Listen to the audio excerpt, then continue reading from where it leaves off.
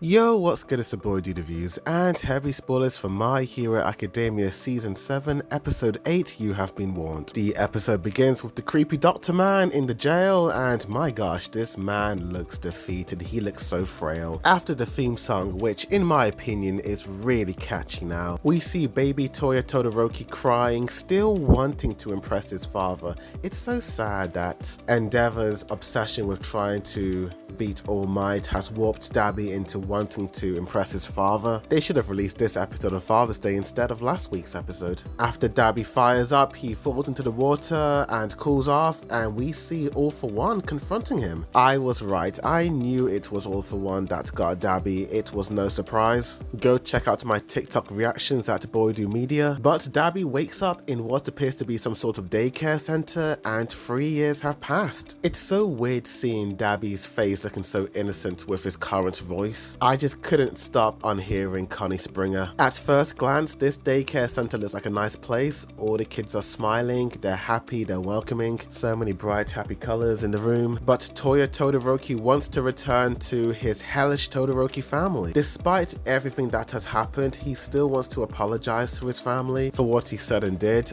This revelation surprised me. I thought Toya, after quote-unquote dying, had a deep hatred towards his family, especially Endeavor, but seeing this flashback, we realize that Toya actually still cares for his family. But All For One cuts Toya on the monitor and tells him he can't return back to who he was. His powers have dulled down, he needs to heal, and that triggers him. It triggers a memory of him trying to impress his father. Toya rejects All For One. He doesn't want him to train him, he only wants Endeavor to train him. He still wants to become stronger under his father's leadership, which is really surprising. I really thought Toya resented him. We got a huge revelation that stunned me. If anything happened to Shigaraki, it looks like Dabi was originally meant to be the vessel for All For One and not Shigaraki. I was like, whoa, imagine that. I can't help but wonder a what if scenario of Dabi being controlled by All For One. Shoto could have been the main character in some way. But regardless, Dabi was left alone. They pretty much abandoned him.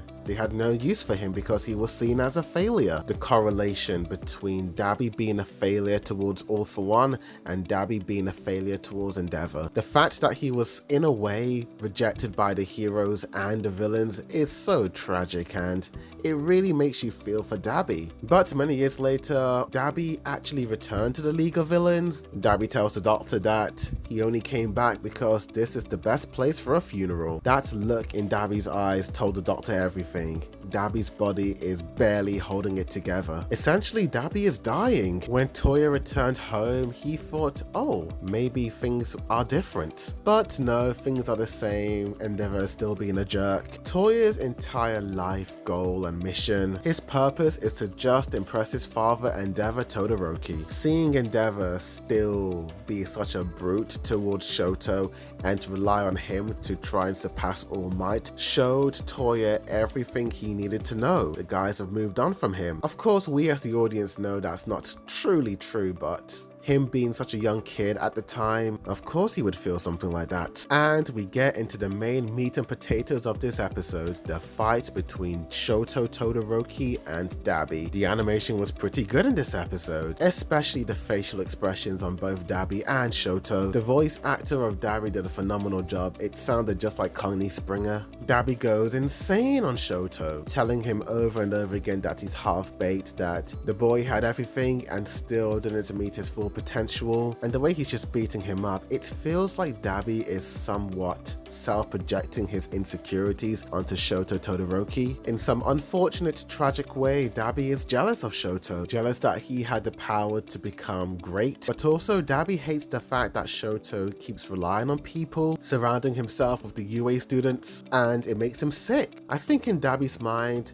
if he had the power that Shoto had, he would be a one-man army, not needing to rely on anybody, and Dabi just can't get it. Why does he keep relying on others? Shoto talks about how the past really filled him with so much pain, and how his family more or less moved on from all the tragedies in their life. But Shoto Todoroki was stuck. But going to UA, meeting all those new people and making friends, made him realize how happy and safe he felt there. It made him realize that the world can be a brighter place if they are all all in this together. Yes, it's a bit cheesy to say, but Shoto Todoroki realized that the power of friendship is so much stronger and more powerful than anything that anyone can ever imagine. And the animation is wild, there's so many beautiful shots and stills. And it seems like Dabi is down for the count and he's gone. I think Dabi's dead now. I think Shoto killed him, and this is definitely going to put a huge strain on Shoto Todoroki in the future. But hopefully with Midoriya, Ida and the rest of his friends, Shoto should be able to move on. But that's the episode in a nutshell. Overall, this episode was definitely one of my favorite episodes of all time. This might go down in history as one of the most iconic episodes in My Hero Academia, with just what it meant, the two brothers fighting one another in this climactic way. I feel like the show does use flashbacks a bit too much. I would have loved an entire episode with just all killer, no filler. I know that this show is based on the manga series, so a manga, you do need exposition to explain why characters are behaving the way they are and why certain things are happening, but it was a bit irritating at times having characters just explaining things over and over again, exposition. And also this episode was quite hyped up. They had a whole poster for this episode, so I was expecting some over-the-top dramatic animation for this episode, like Sukuna versus Mekamaru, or the Captain of the Soul Society versus the Quincy King. The animation is very good, don't get me wrong, but I do think that my mind ran wild on what I was expecting from this. It is what it is. Overall, this is a really well made episode. It's so well written, and the voice acting, my gosh, Yuki Kaji and Hiro Shimono did a phenomenal job. Close your eyes and it sounds like Eren Yeager is fighting Connie Springer. I will give this episode a 9 out of 10.